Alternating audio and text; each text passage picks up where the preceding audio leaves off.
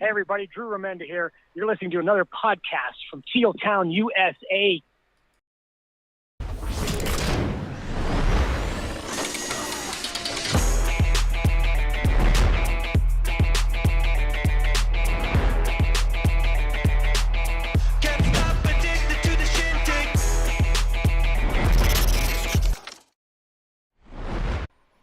Oh, what it is, everybody. How you guys doing on a Sunday night?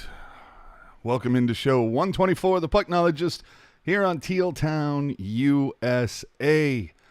I'm your host, AJ_Strong. Joining me, the man, the myth, that gentleman that resides in Las Vegas, willingly or not, Hockey Jerk. Can't stop addicted to the shindig. Dude, 5 years, that is the best intro ever. Never change it or I'm retiring. Okay, fine. Hey, I didn't expect that to come from you. Remember to subscribe to us on YouTube, follow us on social media, and if you're on iTunes, we'd love it if you would drop us 5 stars and a cool review. And in fact, a little later in the show, I'm going to tell you how you can win some Sharks goodies, and I'm going to tell you who won Sharks goodies from last week. So stay tuned, because we're going to announce some names, is what I'm saying. If you'd like to help support the show, use the Super Chat option during the live show, or better yet, toss us a little something in that Venmo tip jar. You can hit us up on Venmo at Teal Town USA. And, of course, we thank you for the support. If you ever miss a show and you want to catch it again, find it on your favorite podcast platform, on YouTube, and at tealtownusa.com. So, this time around, we're going to get into the NHL being back on ESPN, potential changes to the NHL draft lottery, and Doug Wilson breaks his media silence. But first, let's get into some Sharks games this week, and it was a good week for the Sharks. They played 3 games, 1 versus the Blue, 2 against the Ducks, and the Sharks took 6 of a possible 6 points, scoring 12 goals and only allowing 3. However, the Sharks remain 7th in the West after 25 games played. So let's catch you up here. First game, St. Louis. It's a 3-2 overtime win. Of course, the story from this one is Jordan Binnington didn't start the game. How pissed off were you about that, Jerk? Yeah, well, I was hoping that we were going to kind of see, maybe him and Dubnyk would have a conversation during the warm-ups. I thought that would have been really fun to watch. But, oh, dude. I was worried because, obviously the Blues were going with Ville Husso, so I'm thinking, damn, Blues are playing their better goalie tonight. But it didn't really matter because, as you said, the Sharks, they were able to, get it done in overtime. Yeah, and Jerry knows what's up. Happy Pie Day. I love it. Well, okay, glad Jerry mentioned that. AJ, what's your favorite pie? Pizza. Solid. Okay. I that's not where I thought you were going, but I like it. Oh, pizza pie. Pumpkin all the way. So I think another story that's from the this. pie you were talking about, right? Of course. Another story from this one, aside from Jordan not starting, Vlasic finally getting his goal. 25 games, or well, at that point, 23 games in, but Vlasic finally makes the score sheet under goals. And I think the bigger story of this is the fact that after one period, Leonard gets moved up to the top line. Labanc gets thrown down and then essentially gets stapled to the bench in the third. Definitely a call out from the coach going, dude, we're not seeing enough from you, pal. Whip it out. Yeah, well, that Vlasic shot, that was a rip. Like, roof job. Like, dude, when I saw it, I almost thought it was Leonard just because of the shot, and then I realized it was Vlasic. And my first, obviously it's a goal and you're happy, but my first thought is, what are you doing way up there? But yeah, it's I was not really thrilled with Labanc's game, especially after the first period. I mean, you got the high sticking penalty on Sammy Blais, and then obviously he trips up. I believe it was Vince Dunn. So obviously, you don't want to take back-to-back penalties, but then to have St. Louis end up taking the lead, right after that as well, obviously you're thinking, oh no, here we go again, where it almost seemed like the same as that Vegas game, the first Vegas game, where every time the Sharks would find a way to claw back, it was like, nope, we're gonna take it right away from you again. So, but I thought in Labanc's absence, I thought everybody stepped up well to obviously stay in the game and get it to overtime, which I think has been a struggle this season, obviously, where once everything starts to fall off, it's just like, okay, how long is it going to take for everything to burn down to the ground? You know what I mean? And there was none of that tonight. The Sharks, they had their fire extinguishers. They were ready to go.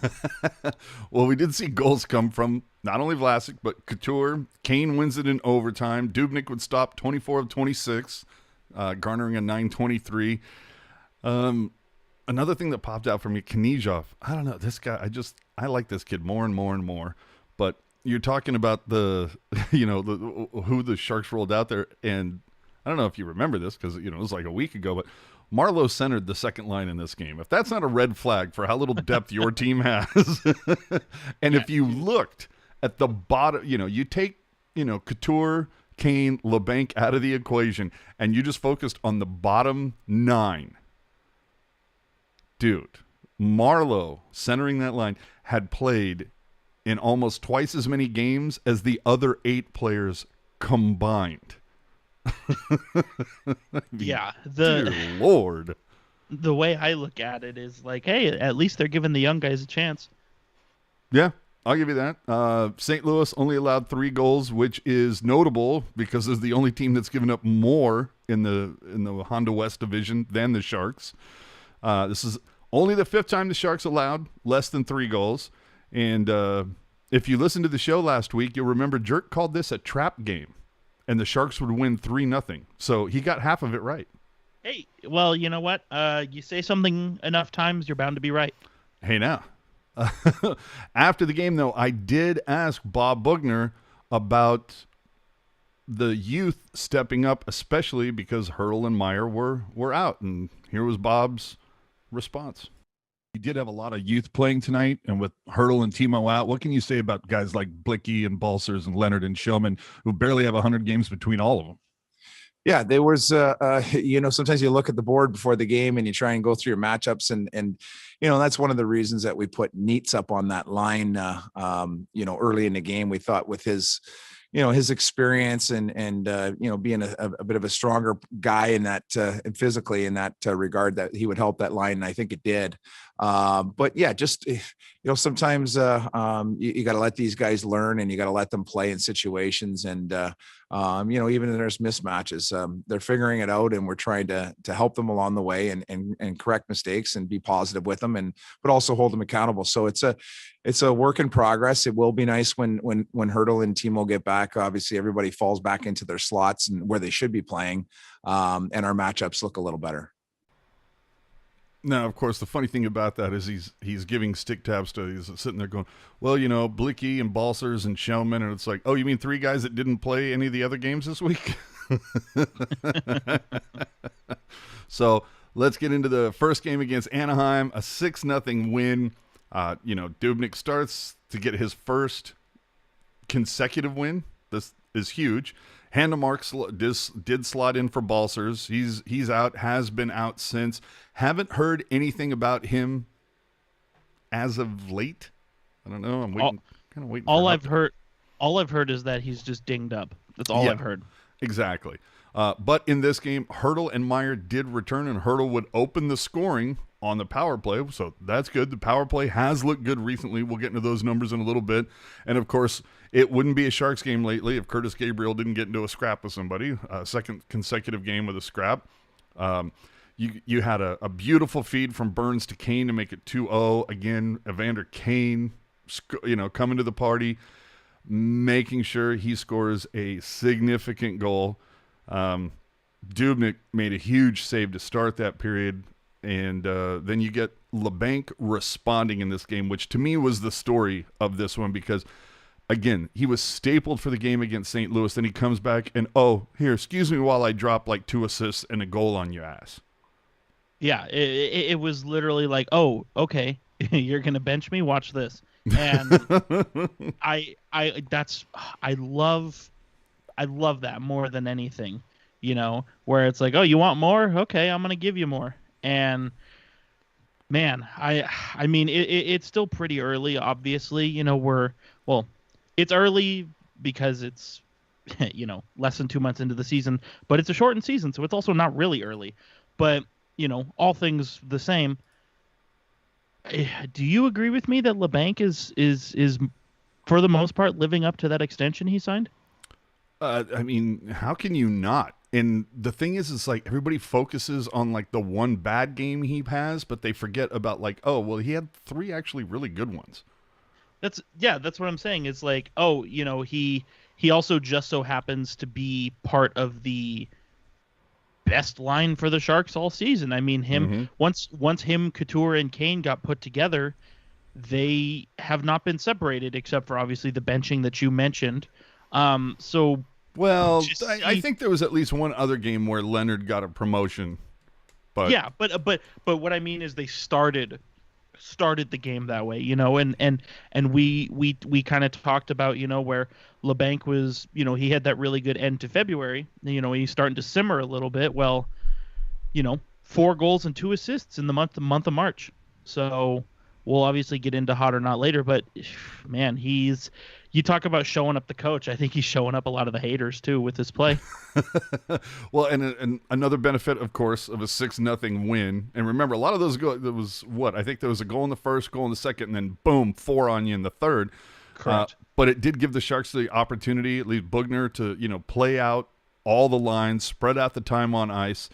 And now here's the funny thing. Here's my note from this game. Someone on the media call asked, are we finally seeing what this team can do? It was against the Ducks. Like, I don't want to be a Debbie Downer, but let's just, pump the brakes, back the trolley up a hot second. Let's see them do this against Vegas, who they have coming up 2 games this coming week, which we'll get into in a little bit. But I just thought that was a funny thing to ask. It's like, look, it was won, in 24 games, and they get their first shutout, and like, calm down. It's not like the coin has flipped sides, but I don't know. I just think you make a solid point where you're like, look, this is the worst team in the division. You should beat them, and that's a awesome point to make. It's 100% accurate. But flip the coin, as you say. Imagine the Sharks lose both these games. Dude, that Zoom call is going to be lit. I'm just saying. You're right. And let me hit up a question real quick in the chat. Does Hockey Jerk get a new shirt this week? Hockey Jerk would have had a new shirt this week, but I was ill-prepared, and that's on me. I was under the impression that Rocket would be joining us tonight. Unfortunately, she was unable to be here, so I was ill-prepared. I prepared for a 3-panel, not a 2. That's on me. That's my fault. Yeah, so, but, as we'll get into it later on in the show, even though that's last week's shirt, I have no problem wearing it again. I was going to say, still qualifies. Now, I mentioned Dubnyk, dude, throwing up the first shutty, and, it's Anaheim, and it's going to be back-to-back. Now, I asked Bob what he thought about Evander Kane and how he's come on of late. We'll get into his stats into a little bit, but I also asked him about the possibility of Dubnyk starting in a back-to-back situation. He didn't care about my Kane question, evidently, and just decided to talk about Dubnyk. Here you go. How do you feel about Kane? It seems like over the last 2 weeks, he's really been driving the bus for the Sharks. And is there any opportunity for Dubnyk to start again tomorrow after the last 2 games he's put together? Yeah, I think we're going to talk about that now. It's tough on goalies, and we want to keep these guys healthy and fresh, and obviously with 4 and 6. So whatever that decision is, we'll make that in the next little short while. But I have no problem with Jonesy going in tomorrow and seeing how that plays out, and then coming back with Doobie on Monday in Vegas. But that's a big picture thing. We got to think about our decision here in the next little while. But if we play well and play strong like we did tonight, hopefully both goaltenders will feel good about their games. So obviously, coach said, "Nope, we're going to go back to Jones." And what happened? Anaheim gave it up again, but this time to Jones. And Kane would open the scoring, gets Potts one in his third straight. Labanc would score again, hi-yo, and then Dylan Gambrell gets his first of the season. One note out of this, of course, is that Couture took a high hit from Yakinpa early in the second period. But, he did get back on the ice, but he was off for about 10 minutes or so in that second period. You had, of course, a lot of people going, oh, shit, here we go again. Right?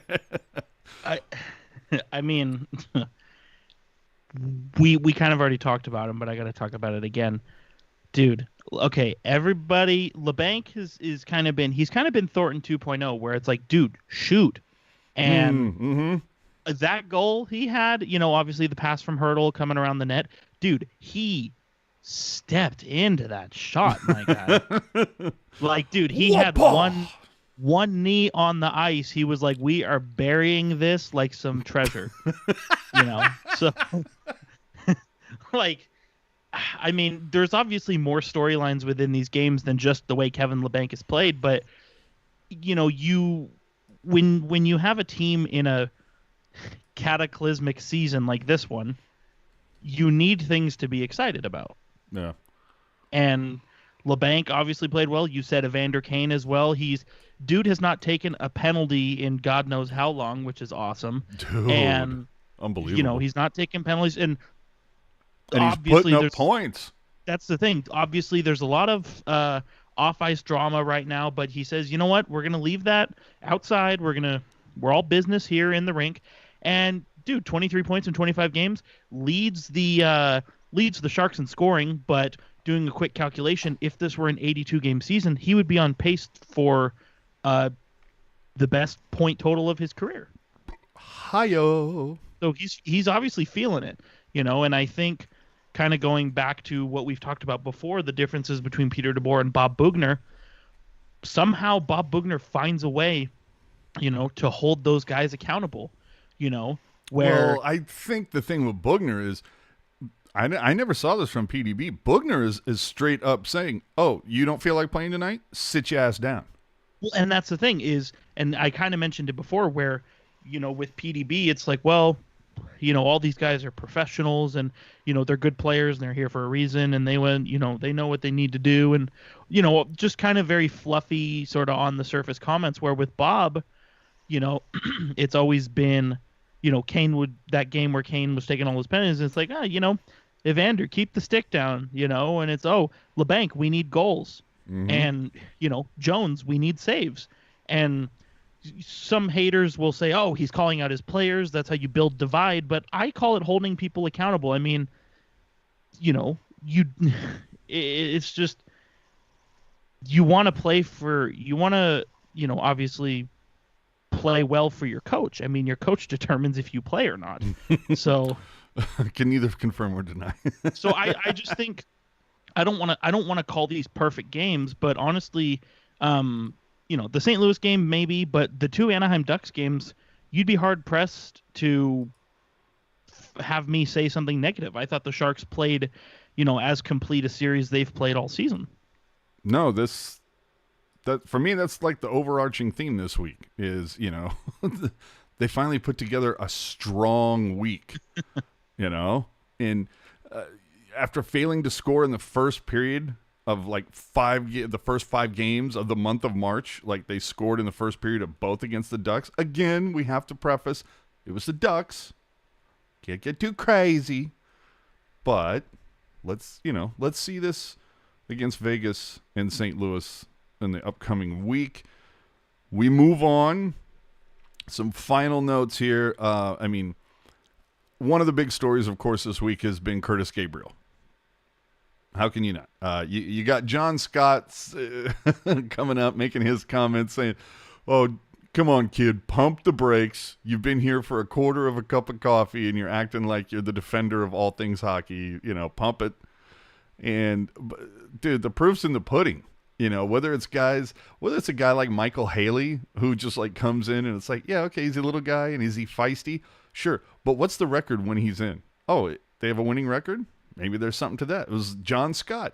John Scott only played 30 some odd games in 14-15, but the record the Sharks had in those was a really good record, and when Scott was out, they had a losing record. And you know what? I have to say, last week I was very down on Kurtis Gabriel. I was very much, that argument, that that millennial argument, if you will, of, oh, all you do is you just smash faces and you're a statue on skates and what are you doing here? Get out of here. But and Avocado in the chat obviously mentioned it as well. It takes some of the heat off Kane by having Gabriel out there, which is huge because, as we've talked about, you need Kane scoring goals, but also, say what you want about a guy. If you're scoring 30 goals a year, or if you're willing to fight for your teammates and you're going to hit guys and be good in the locker room, it doesn't matter what your job is. Any way you can, you got to be a good teammate. And that's what Gabriel's done. He's pumped the guys up. He's obviously gotten them engaged with his 3 fights since he's been in the lineup this recent stretch. So I'm totally going to change my tone from last week. I think he's been huge for the lineup. He pumps the guys up. He's not afraid to step up for the team, and he says, you know what, I got a shark on my jersey. That's the only thing I care about fighting for, and it's awesome. So you got somebody to flip over here. Well, here's something that I want to bring up is Erik Karlsson's comments. Who? Who? Erik Karlsson's comments on Kurtis Gabriel. He's a guy that doesn't need a lot of minutes. He has a role on this team, and he, he's one of the guys that does that role to, the best of his ability. I don't think that any one of us expects him to go out there and score goals every game and, control the puck a lot. But, his role is just as important, as my role is, even though I, log a lot more minutes and I get to be put out there in more important situations maybe. But again, that's the feeling as a group that, collectively that we have to have, no matter who you are. You all, play an equal important role. And again, I couldn't do the things I do if he wasn't allowed to do the things that he do. And, he creates space for me and I create opportunities for him. Now, those are nice comments. I'm not taking anything away from those comments. But man, is it just me, or is it very difficult for Erik Karlsson to give somebody else a compliment without also giving himself a compliment? I mean, it was very much, his role is just as important as mine, but I play a lot more minutes. Yeah. I couldn't do the things I do if he wasn't allowed to do the things he does. It's just like, oh my God, let somebody else have the spotlight for a half a second, Erik, okay? You know what, though? I get what he was saying, and I appreciate what he was trying to say. And it's kind of like what I said a few minutes ago, where it's like, it doesn't matter if you're scoring 30 goals a night or if you hit guys and you're good in the room. Everybody contributes to the team aspect. And I've made the comparison as well, but, you could be at your job. Let's say you're the assistant manager. That's obviously a big deal. The guy who comes by your desk to pick up your garbage, sure, maybe he's not contributing to the equation as much as you are. Yeah, but if that shit piles up in a month, you're going to know. That, but also if he or she is a hell of a person to talk to, even better. Mm-hmm.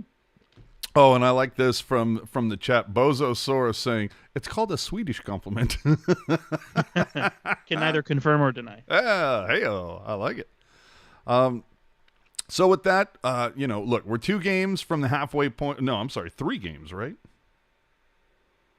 Yeah, 3 games. So we're 25 in. Yeah. So we're 3 away. Yeah, 3 away. Yeah, 3 away. 3 games. Sharks are 8 points out of a playoff spot currently. Hey, look, we recently saw Calgary change their head coach in an effort to jump back in. Are the Sharks too far out? 8 points? Are they too inconsistent? Have too many questions at goal to make it back in? No. Okay, what do you say? No. Because it's the point I made. I believe I made it last week, where it's like, you have, you're second last in the division, you're 8 points out. You look at that and you say, oh, no way you're making it back. But the point that I made last week is every game you play this season is a game within your division, which means the teams you're beating are the teams that you're trying to catch. Yep. So technically, even though it's a shortened season, because everything is in division, I almost feel like the amount of time to sort of get your head back in the game, it's almost like you have more time because, the Sharks have, they've got games coming up against Minnesota, St. Louis, and Arizona. If the Sharks can, of all those games, if they can win maybe 2/3, they're cooking with gas here. I mean, they're 2 wins away from leapfrogging Arizona and LA. I mean, we got to get there, obviously, but 8 points out, they're not out of it by any stretch. They're not out of it until teams start clinching. The thing I look at is, last time I looked, the Sharks are 6 points. Are they 6 points behind St. Louis, I want to say? They are 8 points behind. Okay, they're 8 points behind. But here's the thing. The Sharks have played 3 less games, and they played the Blues twice between now and the next time we talk to you. There's a very significant chance that the Sharks could overtake the Blues.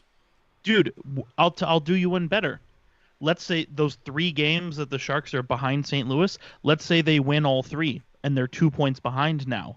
Then you get Sharks-Blues, and the Sharks win that one. Man, who do the Blues play this week leading into San Jose next weekend? I'm kind of curious. They play... Who are they going to do? Is it somebody in the upper echelon, like, say, a Colorado? Perhaps a Vegas?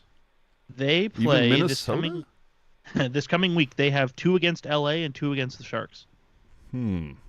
Well, step it up, LA.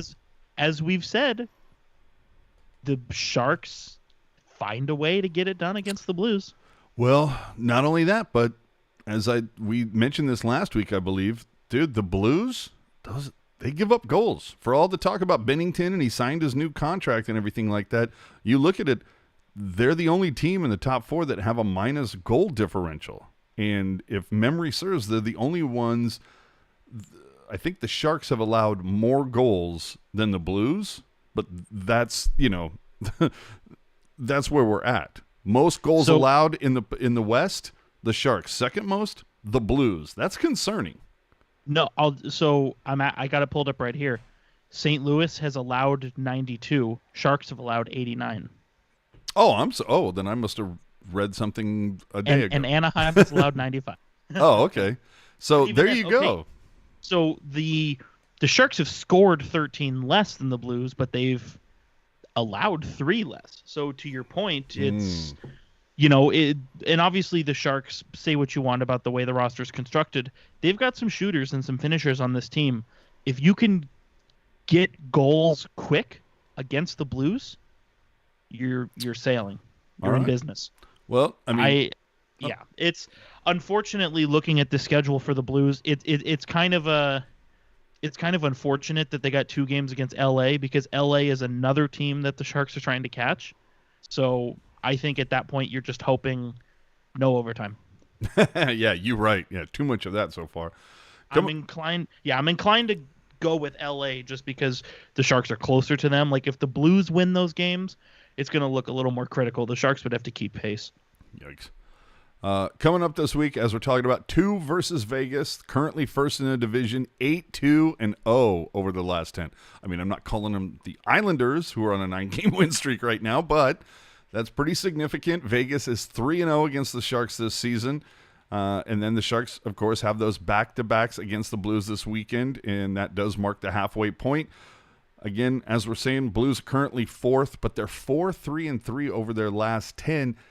And the thing that we have to worry about next weekend is the Blues have been road warriors. They're like 10-2-1 on the road so far, and they're 3-1-1 versus San Jose, but they lost their last 5 at St. Louis. So we'll see how the Blues headspace is at. For Vegas, though, here's the interesting thing, and we know that Jerk is down there. T-Mobile is allowing 20% attendance for tomorrow and Wednesday, which equates to about 3,500-ish. Mm-hmm. How'd that ticket price looking for you? You think you're going to go? Dude, it was F you. so I looked. They were initially at 15% capacity, 1.5, and lowest ticket I saw was 250. And then they announced the increase to 20% capacity, and lowest ticket price I saw went down to 118. So we're kind of getting close to my neighborhood here. But the governor of Nevada, he said starting tomorrow, organizations can petition to have events with 50% capacity, 50. So if the Vegas Golden Knights, if they get to 50% capacity, I think that changes the game, and might have to scrounge through the couch cushions to try and get out to this one. I like it. Of note for the upcoming game, Sorensen earlier today pulled out of COVID protocol, so good news for him. However, Shellman and Nason have been moved from the taxi squad to the Barracuda. With the ascension of Gabriel, I kind of wonder how much longer Nason sticks around. Yeah, that's a good point, because Nason's not a fighter like Gabriel is, but Nason is kind of that sort of gritty kind of character. Sandpaper, he'll hit you, he'll play physical. Yeah, you make a solid point where it's it's looking like, unfortunately, he might not have a spot on this team. Obviously, with the unpredictability of COVID, maybe Nason finds his way back in. Who knows? Yeah. But it's not looking good for him. And Umit, I'm sorry if I'm not saying that correctly, saying Pietrangelo might be out. That's a solid point. Right. Mark Stone is also banged up. Solid point there as well. So if the Sharks, if they can get to Vegas early, I don't think it'll be total disaster. Well, I'm interested to see how that's going to work out, because it seems like it's been quite a while since we've uttered the name Stefan Nason. Oh! So let's move on to a quick second. We will bring in on the chat PuckGuy14 saying, "Hey, Jerk, April 19th, let's go." I won't be there that day. I'm going to. I have my trusty Jerk decoder ring. What that means is he's going to be at the game. He just doesn't want to go with you. No, you know what? I'm kidding. Well, you know what? Yeah, Puck Guy. Let's chat. Let's bang it out here. Let's see if we can get something rolling. Okay. Speaking of banging it out, we've just heard from Rocket Backhander, who evidently fell asleep. So that's why she's not on tonight. Hey, you know what happens to the best of us. Yeah. And real quick, Rizzo making a good point. That stimulus just hit, so we'll see. Oh, feel that stimmy. As the millennials say on Twitter, Daddy Biden has come through. So I know. So we've reached that point of the show. We're about halfway through. We hope. We hope. So we told you that if you were cool enough to throw us 5 stars, leave us a nice review on iTunes, that we would, kaboom, drop you a bobblehead. And so we got a couple winners to announce, and I see one of them currently in the chat. So Sharks Lass, hi-yo, you got yourself a Kane bobblehead, as does at CJ3000. I guess that's supposed to be CJ3000, but with all little O's. But either way, you have won bobbleheads. So we will be contacting you this week to make sure you get those. I have a feeling that Sharks Lass and I will just meet at Pete's Coffee and have a drink, and she'll have her bobblehead. So both of you left great reviews for us on iTunes. We appreciate that. So if you would like to catch yourself a bobblehead or some other Sharks trinket that we're going to be doling out, again, do us a favor. Subscribe on the YouTube channel, of course, but leave us a review on iTunes. Give us 5 stars. We're trying to push that right now. We want to build that up. So we would appreciate it if you did that. And, hey, you might win some stuff. So let's move on real quick. The stats, of course, when you win 3 games and things are looking up, stats are going to trend in your favor. Last 5 games, the Sharks are 29% on the power play, 93% on the penalty kill. Pretty solid when you compare them to on the season. On the season, the power play is 21%, But over the last week, it's moved from 24th to 17th. And the PK right now, like I said, 93 over the last 5 games, 79 on the season. So a huge upgrade there. Let's move into who's hot and who's not. This is going to be an interesting list because I know a couple weeks ago we struggled to say who was hot. Now it's a struggle to say who's not. And I'm going to start with Evander Kane. 7 goals, 13 points in his last 10 games. I mean, jerk, hello. Dude, team's got to be getting a little heavy when you're carrying him.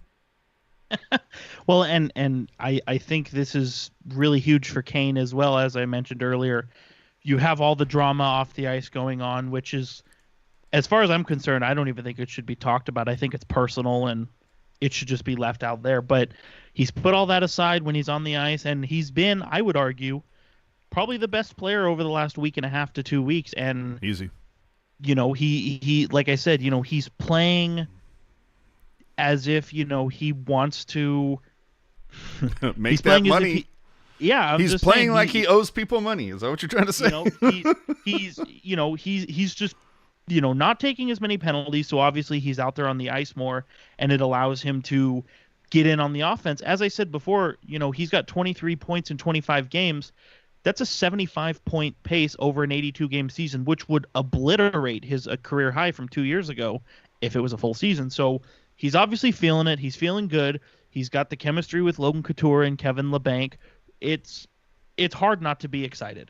And for all that's said about contracts, you know, what's an anchor, what's not, I've never really felt as though Evander Kane's contract has been an anchor. I've always felt, even in the worst times, it's a justified deal. Yes. But he's proving that he's earned it right here, right now. Oh, big time. That, you know, when you look at all those long deals, it's literally the one that I really never had a problem with.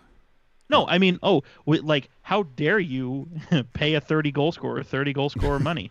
In his prime. Yeah, no kidding. So, also on the hot list, of course, his buddy Labanc posts, you know, a 3.9 after being benched the previous game. Also throws up a goal the following game. 11 points, including 5 goals over his last 10 games. Hi-yo, you know, scoring at more than a point per game over the last 10. And again, Labanc, all anybody's going to talk about is, I can't believe he got stapled to the bench. And it's like, dude, it was one fucking period. Yeah, one period out of 25 games. Yeah, so solid there.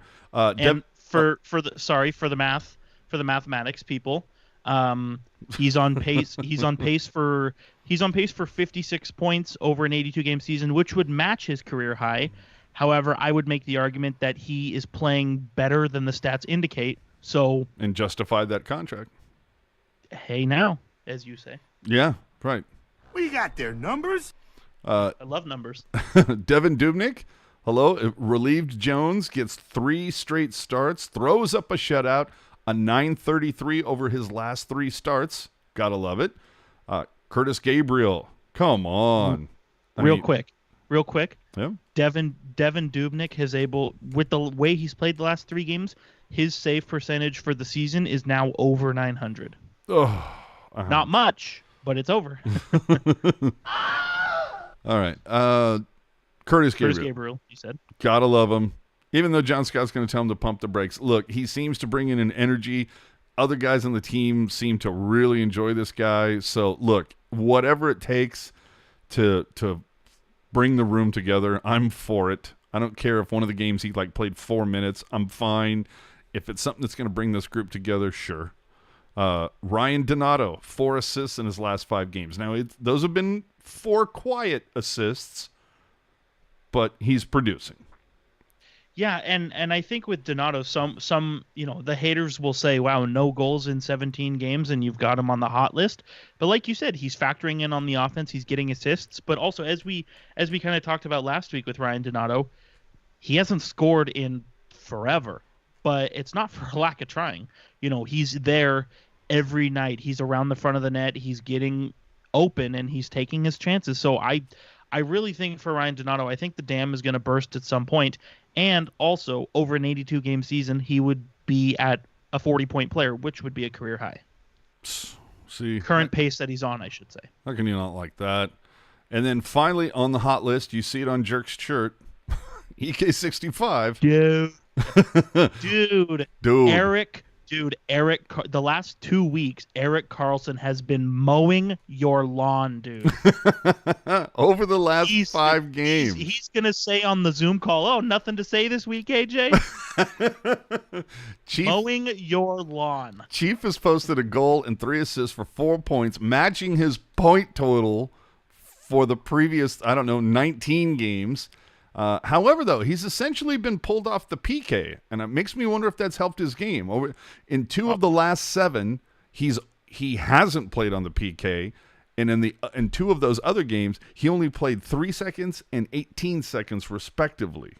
Good. Let him do the offense. Okay, but he a couple weeks ago we talked about this, that when it was brought to his attention, he wasn't a fan of being pulled off the PK. He thought that was a big part of his game. That was something he wanted to do. Here is EK65 earlier this week talking about playing on the PK and maybe playing less of it. No, I mean, I think that's another thing you can't control. That's, not my decision. Again, I do what I can when I'm called upon, whatever that is. I'm not going to sit there and bitch and moan about doing this and doing that. I'm going to do whatever I can to help this team win games and do well for myself and my teammates. And whenever that is, it is. And all the other, small things, that's not, up to me to decide. And we have full belief in our coaching staff that, they do what they think is best for the team. And so essentially it's like, yeah, I'd like to be on the PK, but the coach doesn't want me there, so I can't. and I think that's fine. If he's off the penalty kill, you can have him out there on the power play, more even strength situations, more late game need a tying goal situations. I'm fine with it. And in the month of March, there have been 7 games in the month of March, plus 7 over those 7 games. Yeah. So I'm calling it out, dude. Make me a believer. I'm dying for you to do it. I was going to say, dude, that shirt I'm wearing is going to be on you real quick. All right. Make me a believer, Chief. That's all I'm saying.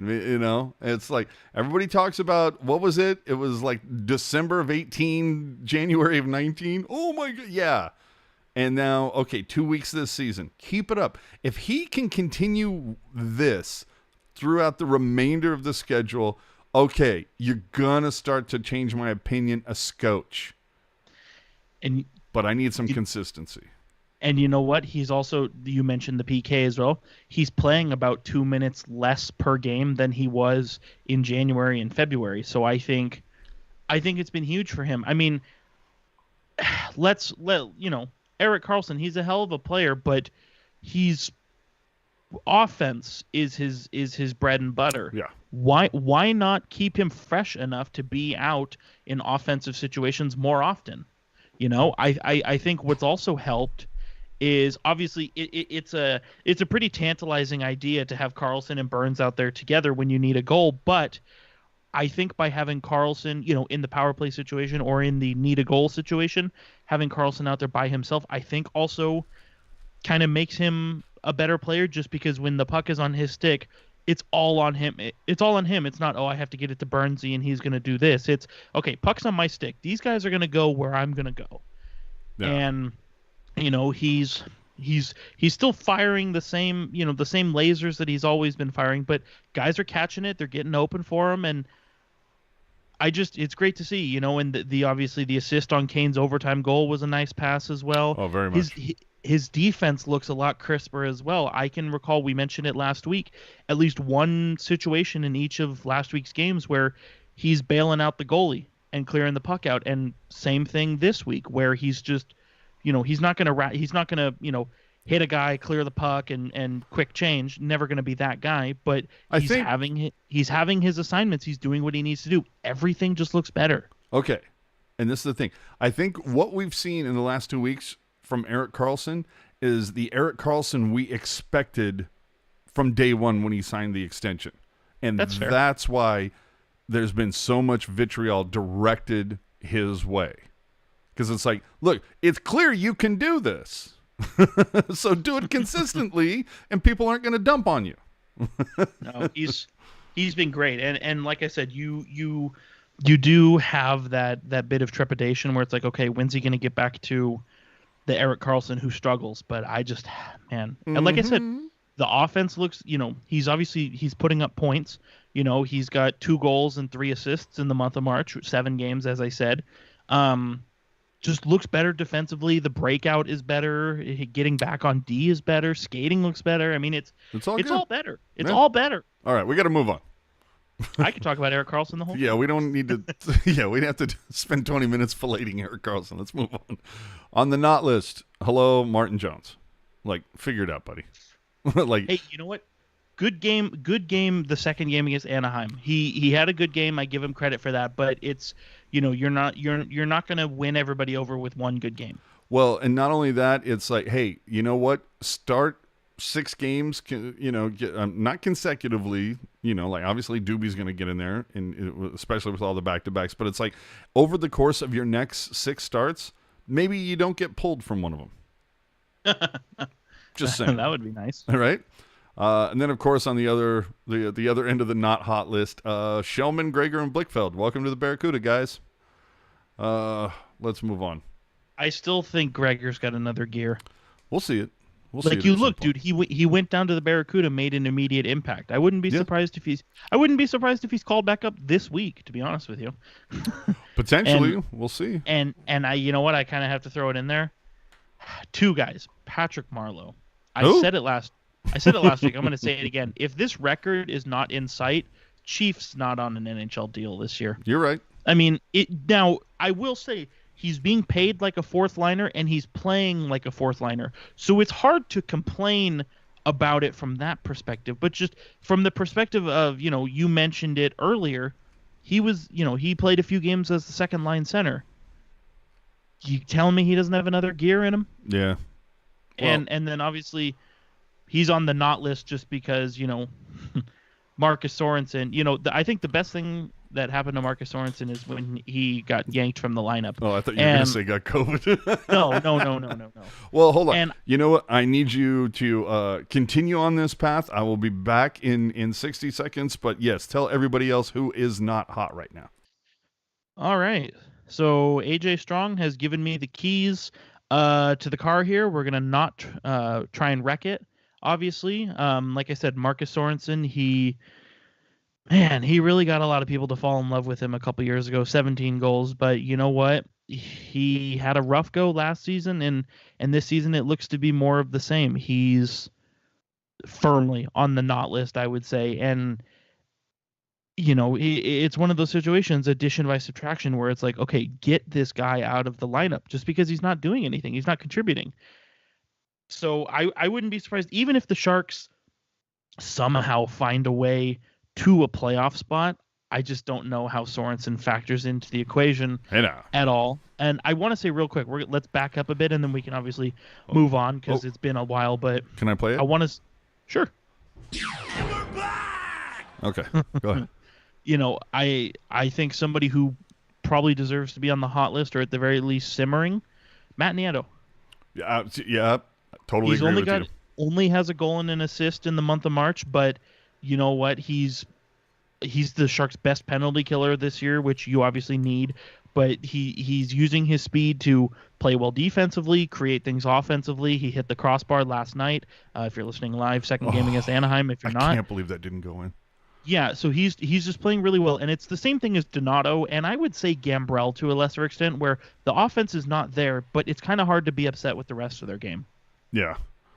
All right, let's move on to some hot topics. Okay, this was something that, you know what? We even got to, there's so much here that I even have to throw up the graphic. I have some things to say. All right. We all remember the hit that Joachim Blichfeld put on McKinnon a couple weeks ago. It saw Blichfeld get a 2-game suspension. Now, Chris Versteeg on NHL radio complained that Blichfeld only got 2 games for the McKinnon hit, and it wasn't enough. And that's fine if that's your, if you think that he should have gotten more, your opinion, fine. But the thing that I had a problem with, his primary reason was because the hit was on a superstar. As if Blichfeld, if he had hit some fourth line guy, hey, 2 games? Yep, sure, fine. And so my question is, Jerk, should status play into a suspension? Because if two people get caught doing 60 in a 25, does it matter if one guy was in a brand new Bentley and the other guy was driving a 93 Tercel? And it's not like Blichfeld is a thug. You know, he leads the Barracuda in points and goals, for Pete's sakes. It's not like he said, hey, you know what? To make my impact with the Sharks, I think I'll go out there and kill a superstar today. You know what I mean? Yeah, I don't really understand Chris Versteeg's mindset, and it just doesn't make sense. I mean, yes, Nathan MacKinnon is a superstar. That's not, that's not a big secret. Obviously, he's one of the best players in the league, but to say that a player, in this case Joachim Blichfeld, should be penalized more just because he hit somebody who's of superstar status, I'm going to let you know, whether it's Connor McDavid or whether it's Who? Whether it's Connor McDavid or whether it's AJ, winning a contest and getting to morning skate with the Sharks, everybody's brain is built the same. Wait a minute, when does that contest start? And how can I be involved in it? You see my point, though, is like, you could be the best or the worst player in the league. Your brain still takes contact the same way. Mm-hmm. And so to say, Joachim Blichfeld, he breezed through McKinnon, it was 2 games. Well, if he, it should have been 5. It should have only been 2 games if he breezed through, Matt Calvert. It's like, well, where's the logic in that? It hurt the same way. It was the same hit. So I liked Chris Versteeg as a player, but this point that he tried to make on the NHL radio, that's not it. It's not it, Chief. Yeah. No, when I heard that, I was like, I'm sorry, I don't give a shit. Who the player is. If you want to protect people, you protect them. It shouldn't make a difference if it's Connor McDavid or if it's, I don't know, Frederick Handemark. You know what I mean? I don't get it. Like, they're all NHL players. They're all part of the same players union. They're all playing the same game, so it just doesn't make sense. No, you're right. Let's jump into this for a question. I assume that transition was to the person in the chat who missed you while you were gone. No, it's not that. It's that I had to jump something in here because, of course, Puck Guy, Ever the guy, heard something that Jerk said and said, I see potential for comedy.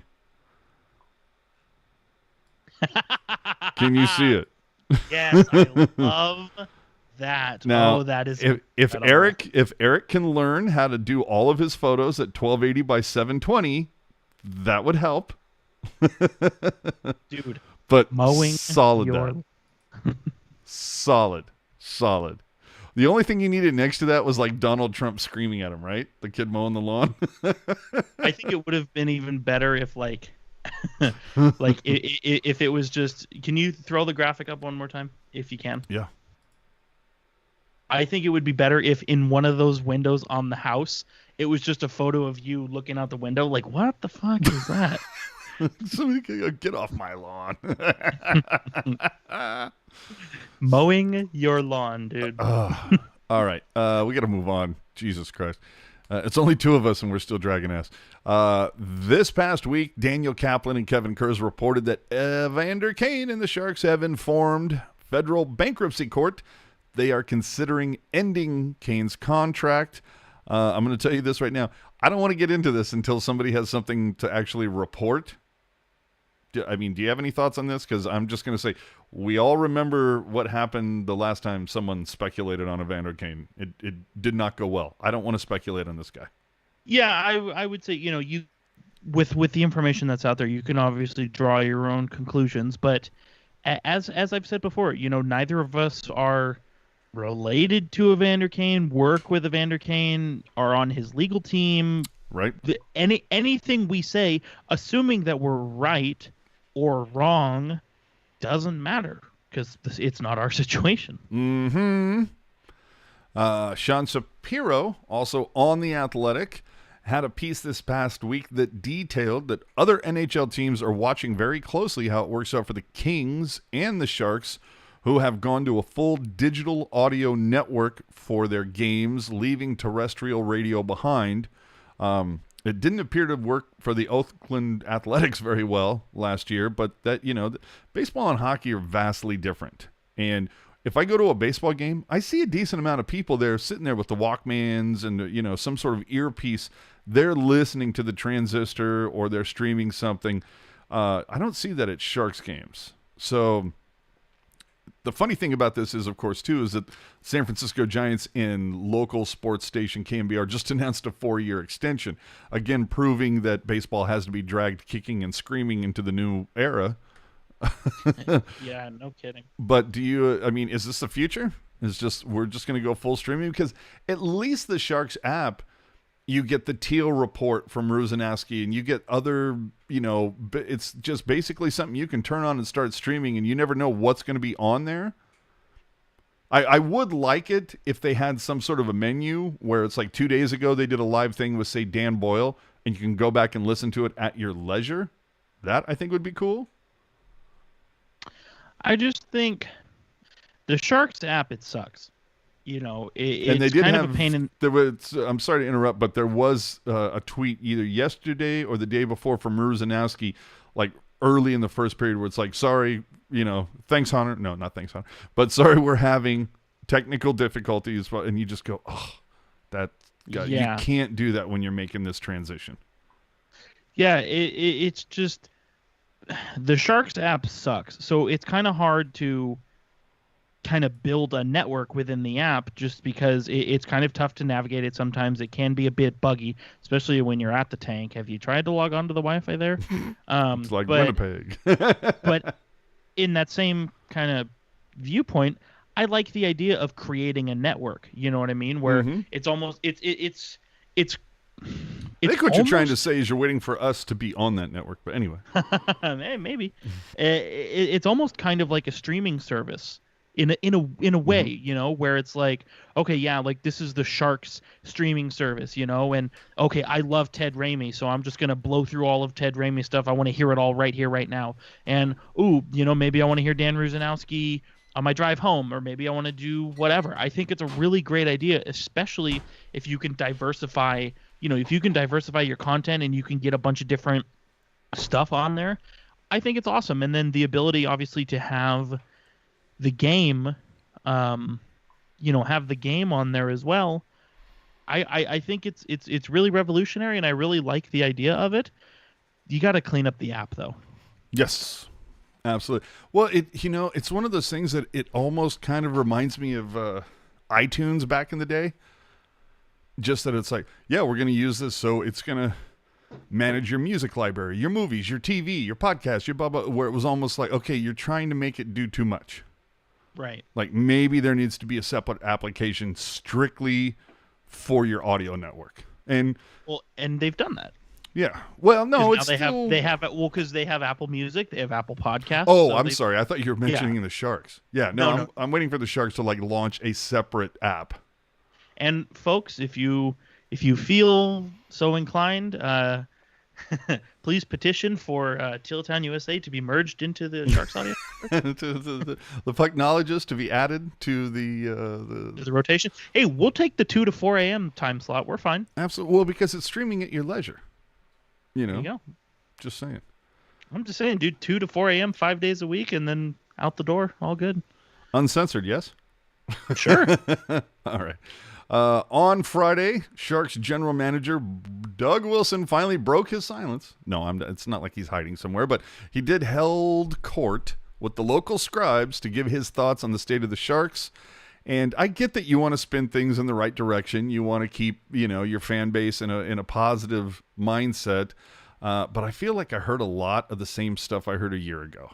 And results are results. The Sharks are on pace right now to miss the playoffs for the second consecutive year. Through 25 games last season, the Sharks, I have it written down, were 13-11-1. This year, 11-11-3. So it's a little tough, but You know who really didn't seem to be too thrilled about the whole idea of this rebuild, reset, whatever you want to call it, is Evander Kane. No, I mean, I think, after the year we had last year, I think it was pretty clear that, we were not, going to be the team that we were maybe the first year that I got here. That's doesn't take a rocket science to figure out. Obviously I did not sign here to go through a rebuild or go through, what I did for 10 years in Ottawa. But it is what it is. I think that, we need to find a way to, build with the core of the group that we have here and figure out a way, how to be competitive here in the upcoming years. Even this year, I think is a different kind of year. If we can find a way to get ourselves into the playoff, anything can happen. Because I do think that we have a good group of guys here. But again, that's things that, is not of my concern. It's not something I can do anything about. That's not my position in the organization. My position is to play hockey and be out on the ice and perform there. And, you just have to put the trust in the people around you that deal with those type of things. And here it starts with Doug Wilson. So I said Evander Kane, obviously I meant Erik Karlsson, but EK doesn't sound like he's too happy with some of the things that were said by Doug Wilson. And let's take a couple of these bullet points one by one, Jerk. First off, he said the team is planning on keeping his first-round pick. Why wouldn't you? Yeah, no doubt. I mean, especially, especially if it's going to be a situation where, according to the standings, if the Sharks do keep their first-round pick and the standings obviously stay the way they are, the Sharks would be picking 9th. And we all know who they got last time at number 9. But anyway, you have to. I mean, unless you are trading your first for somebody who is 22 years old and already an elite level player, keep it. And if you're 22 and you're elite, why would you be getting traded? Well, I think Patrick Laine would like a word. Okay. But it also, and I believe, obviously our buddy Shang threw it out there as well, where I believe the quote was something to the effect of, Doug Wilson doesn't want to trade his first at the deadline. Didn't say anything about before or after it. So as far as I'm concerned, it's all on the table until he makes the pick. Yeah. You said Bugner and staff have done an excellent job, which to me, I go, well, what is he going to say? Of course you want to praise your staff. I mean, yeah, I think they've done a decent job, but I don't know. Anytime I hear certain things like that, maybe it's because I've just become jaded after hearing so many media calls or whatever, where I just feel like, oh my God, it's the 20th time I've heard this, the 18 different way. Fine. He also said, the team is in a reset, focused on the future rather than the present. Is there a choice? Well, you could be focused on nothing. You could you could continue to. I mean, you could continue to focus on the present while not acknowledging that you're a shitty team. All right. But that would be very Detroit of us. So. Well, he also said goaltending has been inconsistent. Thank you for acknowledging the obvious. I would disagree. I think it's been very consistent. It's been consistently bad. Okay. Said he has not spoken with Hasso Plattner, team owner, about his own future. Yeah, and I hear the words Hasso Plattner, and I'm like, who? Like, yeah, who has spoken with him? And then also he praised Couture for what Wilson called improved team culture, as if there was nowhere to go but up. So, but you know what? It's confident instilling to know that it has gone up. Do you agree? I'll give you that. But his philosophy went from, committing to more win now to a reset that includes emphasizing younger players. Well, I mean, you don't have the cap space to bring in anybody else. Financially, you don't have a choice. The contracts you've signed have put you in this position, and I'm actually a little...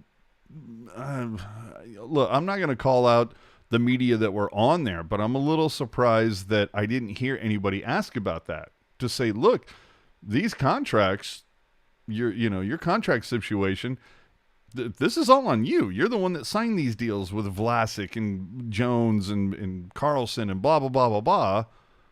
Like,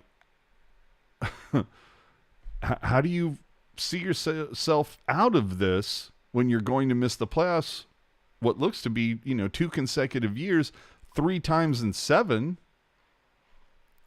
Like, what drove you to sign some of these deals? To basically change your MO from like no deal longer than 5, and all of a sudden you're like handing out 7 and 8 year deals like candy on Halloween. It's just, I don't understand why you would paint yourself into a corner. I get the idea that you would have to pay the California tax. Like, you might have to pay a player a little bit more to play in California because of the high tax, because of the heavy travel. You might have to, put a little more bloom on the rose, a little more polish on the turd, versus playing somewhere like Dallas where, no state taxes? Oh, shit, sign me up, right? Well, I don't think it's fair to look at a decision from 3 years ago with the knowledge of today. And, say what you want about those contracts you mentioned, Karlsson, Jones, Vlasic, maybe even Burns. Say what you want about all of them. At the time that all 4 of those deals were signed, it was the right play. Because, Vlasic didn't start to suck until after he signed the deal. But what I'm saying is, like, and you and I both hate the argument, well, somebody was going to pay him. And it's like, okay, you can, like, I know AJ will say, then let them. Mm-hmm. But what I would say is, if you want to keep these players, you have to meet the market value. And obviously, you think back at the time, you're a team that can contend for a Stanley Cup. Why wouldn't you keep your good players? Of course. So, and don't get me wrong, dude. I get the point you're trying to make. I appreciate it. I, to some level, agree with the point you're trying to make. I just think a lot of people are guilty of looking at decisions from 3 years ago with the knowledge of today. All right, I'll give you that. I'm totally down with that. Let's move on. Oh, here we go, people. Around the NHL. Look, we didn't cover it the last week. I want to quickly mention it now. Last week, Tom Wilson got suspended for 7 games for boarding Brandon Carlo. Now, I'm not going to get into the history that Tom Wilson has at being a dirty player or anything like that. My problem is that Tom Wilson got suspended 7 games from the Department of Player Safety for a play that wasn't even called a penalty in the game. And that was the point that I was trying to make, like, in the last week or so. It's that, look, I get the refs are going to miss things. Absolutely. It happens, the heat of the game. Look, Hertl, Braun, Labanc, those guys all took shots to the head. We all remember them. And it just is a little maddening that Department of Player Safety can come in after the fact. Again, Tom Wilson, it wasn't even called a penalty into the game, but Department of Player Safety goes, the refs didn't see that, but we did. You can't do that. And boom, here's your suspension. Why that didn't happen with those hits with Hertl, Braun, and Labanc is a little maddening. I would like to see Department of Player Safety step up more in that regard. I don't give a crap if the refs miss it in the heat of the moment during the game. If Department of Player Safety has, 27 different cameras going on and they can find stuff, you want this stuff out of the game, that's how you have to do it. Yeah, I think, the idea where the refs miss it and the refs miss it and then player safety comes around and they ding them for it. I mean, it's not a new concept. We've obviously seen it before, but to your point, it's not something we've seen very often. And this is not to say that these hits from 3 years ago we're still bitter about them, but it's just if that's how it's going to be, where they're going to pick up the referees' crumbs, I wish they would do it. I wish they would do it more often. Yep. I wish they would do it more often. And like you said, player safety is watching every game. They see everything. And if they do it more often, maybe some of these players stop pulling this crap. Now, the one point that I would make is, and I've seen some people say, well, we have a goal judge. Why don't we have a penalty judge? And I disagree with that, because if there's a penalty judge, you're never going to finish a game on time. Well, correct. That I will give you. Like, again, and you know what? But this is about, for me though, this is about like these egregious hits, and Yes, especially correct. the ones that you want out of the game most of all, which are headshots. Imagine they stopped the play and set it back 3 minutes because the referees missed a tripping in the neutral zone. Exactly. Oh. Yeah. No, forget that. But you're right. The egregious plays, like, and this is the thing, is like, say what you want. Obviously, depending on what team you're a fan of, you may think something is more or less egregious than something else. If the referee misses it, he missed it, and you just have to deal with it. Mm-hmm. That said, if it, like you said, AJ, if it's something egregious, a hit to the head, boarding, a bad slash, a slew foot, that's when you got to step in. Yes. But if the referee misses a flagrant hook in the hands, who cares? Yeah, that's something like that.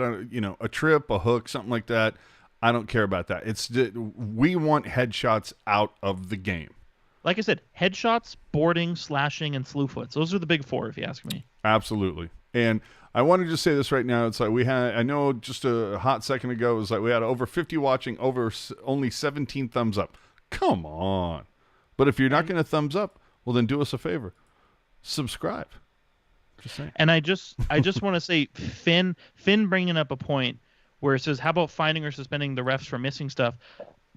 I don't know if you could be able to do that just because of the referee union, and their job is reactionary, and if they don't react to something, it is what it is. Yeah. However, I do think the refs need to be held to a higher standard, because I would like to see them have a media call. Like, they don't have to have it after the end of the game, like right at the heat of the moment, but I would like, maybe something at the end of the month for them to like answer for, be shown the replay and go, is it a case of that you just missed this?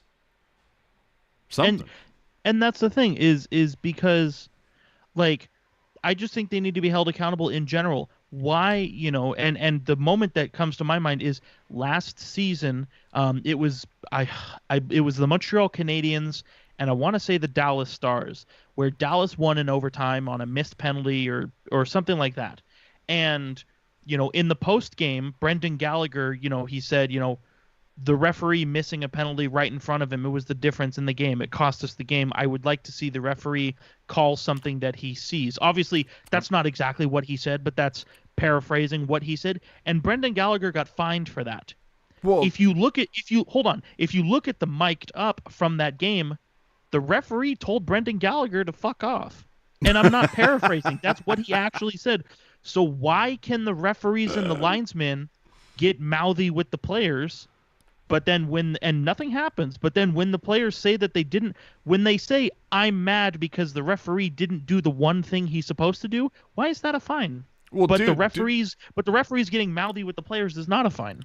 Did we all forget about Jonathan Marchessault's like meltdown after Game 7? Who hasn't forgot, right? Or who doesn't? So anyway, we have to move on. We have to move on. The NHL's proposed changes to the draft lottery that would see teams limited to no more than 2 lottery wins in a 5-year period, aka the Edmonton Oilers rule. Teams only allowed to jump 10 spots with a lottery win. 10? Why that many? And a reduction in the number of picks decided by the lottery from 3 to 2. What? I don't know. Anyway, any changes to the draft lottery format would be subject to approval from the NHL's Board of Governors.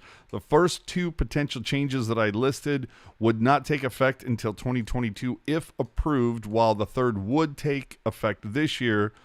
As well, the previous lottery results would not count towards the team's total in regards to the changes about the 2 lottery wins in a 5-year period. Let's be honest, we only want to know, how is this eventually going to screw the Sharks when they make these changes? Yeah, dude, when this season, I mean, you said it's not going to take effect this season, but dude, this season, if the Sharks, let's say they did take effect and the Sharks finish 11th. No, I think... Hold on, wait. I don't know, just real quick. I like the idea of limiting the field from 16 to 10. I think I don't think it's fair that teams that almost made the playoffs get a crack at it. Obviously, what comes to mind for me is 2017. Philadelphia was, I believe, 14th or either 12th or 14th, and they moved up to number 1. To me, that doesn't seem very fair. Now, some people will say, well, they had a really small chance and they hit it, so what's the big deal? And you're correct, but I just don't think that they should even have a chance if they were right there. So I like limiting the field. I don't know how I feel about only 2 picks being up for a lottery, but again, I don't think it'll be something that anybody even really thinks about. So I don't know. We'll see. Okay, look, the big news. Huge. The big news. Troy Grosnick, friend of the show, say it, started his first game in 6 years and got a 5-1 victory over the Anaheim Ducks. And what was great about this is neither goalie had played for the Ducks who had started Grosnick and his backup ever in their history. That was a huge news. No, of course. The huge news that I'm talking about. Here we go.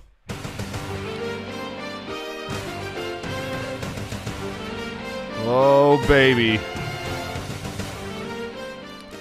The NHL and ESPN/Disney have reached a groundbreaking 7-year rights deal. This includes games across the cable outlets, networks, streaming platforms. This is the Stanley Cup Final on ABC. The NHL still has a second broadcast deal to negotiate and finalize, which includes airing 3 of the Stanley Cup Finals over the next 7 years, plus another deal with a streaming partner. So it'll ultimately be a lucrative package when combined with the 2.8, the big cash coming from ESPN. And obviously this is a good thing. Perhaps get ESPN talking about hockey again. Maybe we'll see the return of NHL tonight. But the last time, and here's my big point about this. I love the deal. Of course, you're going to enjoy the fact that, oh, look, the NHL is back on a sports network. That's great. But the last time I watched ESPN with any regularity,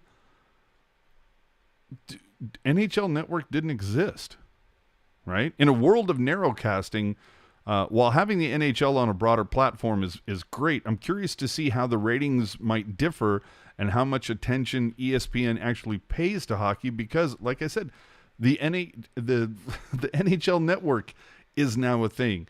Let's see. Team-specific podcasts are now a thing. These are all things that weren't around the last time ESPN was involved with the NHL. And let's not forget about what an NHL employee had to say about hockey. Or I'm sorry, not an NHL employee, an ESPN employee. Let's not forget what he said about hockey just 9 months ago. Listen, I don't want to hurt anyone's feelings, but in the United States of America, no one really cares about hockey. The old joke is every town has 20,000 hockey fans. They all have season tickets. So the arenas are always sold out, but the TV ratings don't do anything. So it's not one of the 4 major team sports. You! Yeah. I think we can all get behind the whole F Max Kellerman. But how do you feel about this?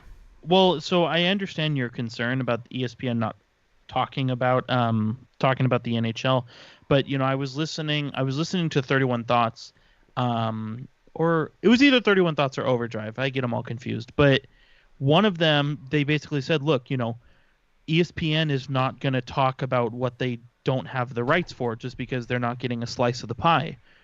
So ESPN is getting money, they have a money agreement with the NHL. I think you could logically predict that the ESPN will ramp up their NHL content just because they do get a slice of the action. But I understand your concern because, to your point, as soon as that rights deal ended, it was like, what's hockey? Never heard of it. So I hope they ramp up the content, but and the ESPN and ABC's coverage back in the day, I was kind of young when it was really in its heyday, but everything I've heard and everything I've reflected and looked back on, they did a better job than NBC did. Yes.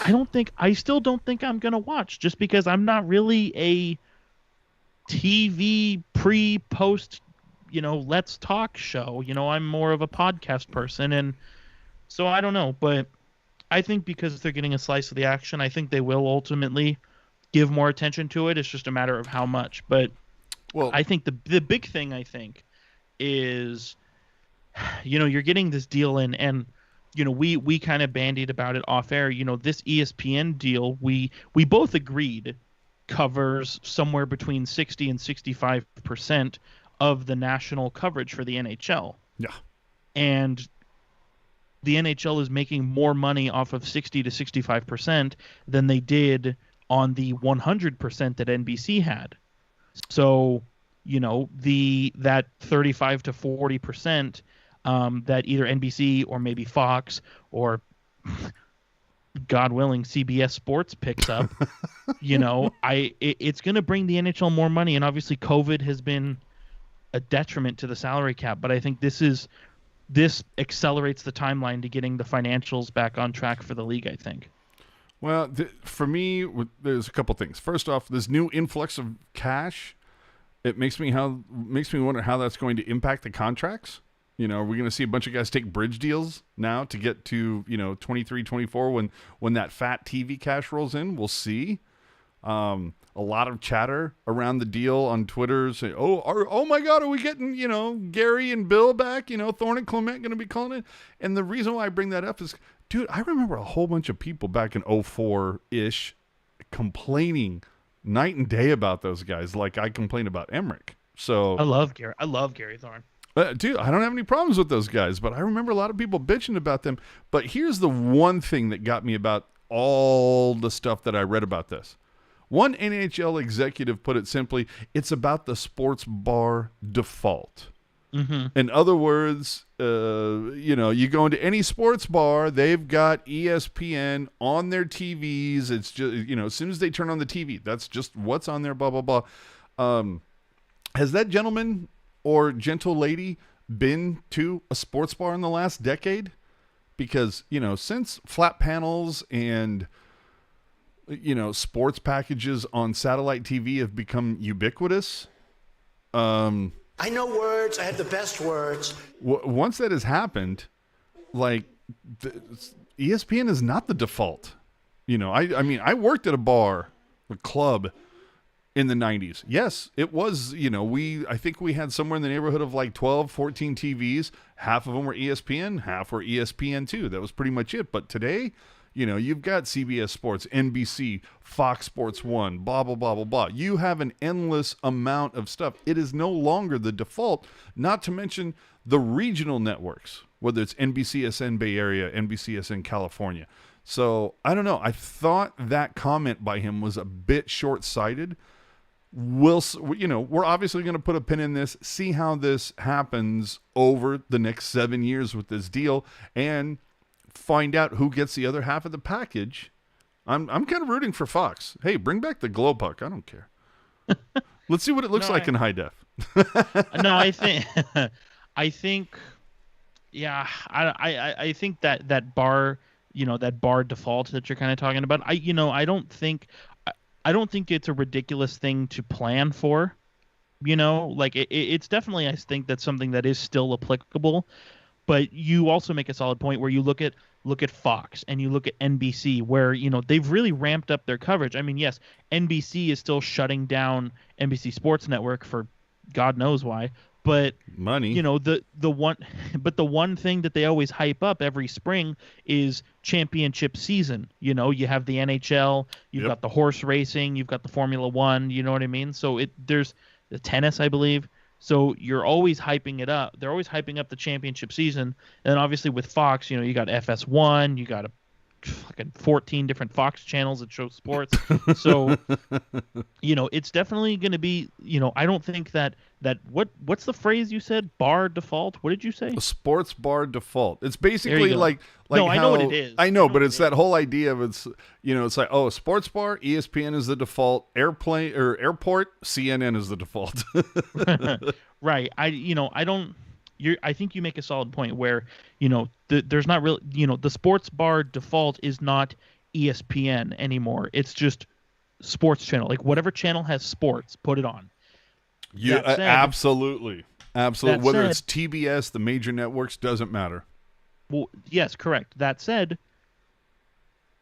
you will still see a bump just because hockey fans are not turning on ESPN prior to next year. You're right. So you're gonna see a bump that way, and ESPN is still shown in bars. You know, I can tell you firsthand experience. I was helping. What the fuck are you doing in a bar?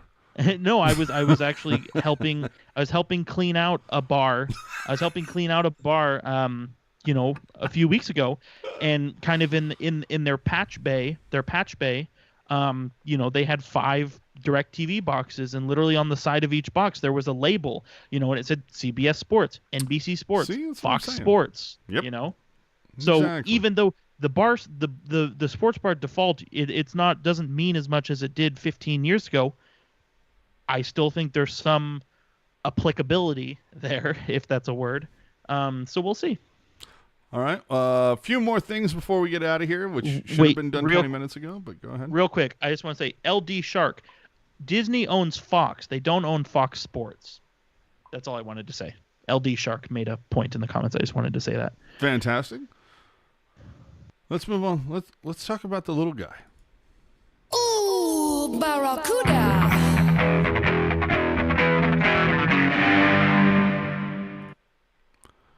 So over this weekend, the Barracuda did lose consecutive games against the Bakersfield Condors, who, if memory serves, that's the affiliate to Edmonton, yeah? Correct. All right. Currently, the CUDA have a record of 5-4-2, sitting 4th in the AHL's Pacific Division. Their current leader in goals was 7, and points with 10. We mentioned him earlier, Joachim Blichfeld. So let's see how much longer he stays down before he gets another call-up. In 12 games played so far, Ryan Merkley has 5 points, but got his first goal last night. If you listen to Kevin Lacey, he will tell you Ryan Merkley so far is lazy. But that's what's going on with the Barracuda, and now it's time. Oh, I've been waiting for this. I know Jerk has been waiting this. It's time, ladies and gentlemen, the tweet of the week is coming. We just talked about ESPN from Connor McKenna. The last NHL game ever aired on ESPN was Tampa-Calgary, Game 7 of the Stanley Cup Final in 2004. I'm looking forward to millions of American viewers next year being impressed that Daryl Sutter still coaches the Flames. It's incredible. Oh, my God, dude. I mean, you talk about the callback of all callbacks. That is a tweet and a half. Yeah, dude. I love that. So let's finish it off here, guys. Again, giveaway time. Here's how to win. We announced the 2 winners earlier tonight, or earlier in the show if you're listening to this on delay. So run over to iTunes, give us 5 stars, and leave us a beautiful review along with whatever your social media handle is, whether it's Instagram, Twitter, what have you. Let us know. And we're going to pick 3 random winners, and we'll let you know who they are next Sunday. Again, tonight it was CJ3000 and Sharks Lass. So make sure to add a social media handle on there. We will go and look next Saturday and go, where are new reviews on there? Who are the cool people that hooked us up? So you want to win some Shark stuff? That's the way to do it. You can follow Hockey Jerk at hockey_jerk on the Twitter machine. You can catch me at AJ_strong. And if you have any questions or topics you'd like to hear us, I don't know, shoot the shit about, throw them at Pucknologists on Twitter. Jerk, I know we have 2 more things here, but I'm just going to give you your famous last words now. Famous last words. So the regular season for the Hockey Allsvenskan in Sweden ended. Doesn't matter. Regular season doesn't matter. And as you all know, Jonathan Dahlin, who is on Team Arua, led the league in scoring, 71 points in 45 games. Timrå, it was the best team in the Allsvenskan this year, so we're assuming they go on a deep playoff run. But Jonathan Dahlen looks good. Season's wrapping up over there. I'm hoping this means that we see him back in North America sooner rather than later. Nice. For me, a couple things. And I'm a miserable bastard some days. Joe Pavelski. God love you, man. Still leading the Stars with 14 goals, 25 points. The best start through 24 games in his entire career. At this point, Dallas is barely better than the Sharks points-wise. So it's not as if Pavs is putting this all together while being part of a wagon, okay? It's not like he's on a juggernaut like the Islanders or Tampa or Vegas. More goals and points than any Shark right now, with one less game played. Just saying. Joe freaking Pavelski. 36-year-old Joe Pavelski. Wow. What a washed-up guy this is. I was going to say, imagine how well he'd be playing if he wasn't a has-been. Yeah. My other thing, can we stop comma talking? Or what is that? Comma talking? Yoda speak, if you will. I don't know. This is a thing that I noticed with Brett Hedican. And he didn't do it as much early on, but he seems to be doing it a lot, and it seems to be a contagious thing because Randy Hahn is now doing it at an alarming rate. And what I mean by this is that the place where, but I have a day job, Jerk has a day job, we have day jobs, and if somebody sent out a memo, typically the memo would say the campus is closed due to COVID-19. But it seems to be that a lot of it is like due to COVID-19, the campus is closed. And I noticed in the last game or two that Randy and Brett, and I started writing them down because it was happening that often. It was, he made the save, Jones did. Averaging 17 minutes a game, Couture is. Kept on the perimeter, the Ducks have been. Like, you sound like Yoda with this. Kept on the perimeter, the Ducks have been. All I'm saying is, my master's program advisor would roll his eyes if I put that in a paper.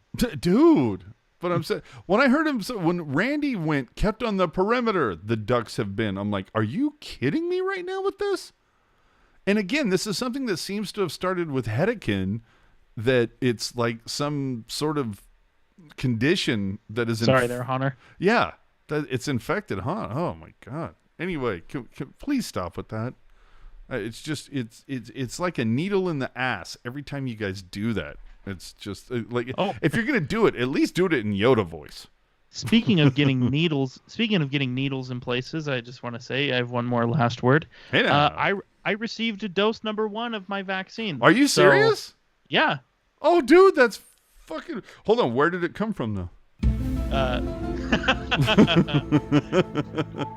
So final words, if you want to be able to go to a hockey game without a mask in 7 months, I'm not saying you should or you must, but I recommend doing the same. Nobody gives a fuck. All right. And then let's see. Finally here. Okay. It's again. I got to roll the clip. I got to roll it. Here we go. I have some things to say. I don't know. It came. Somebody. What was it? It came over my radar in the last week or something. Either way, I would like to extend an offer. Okay.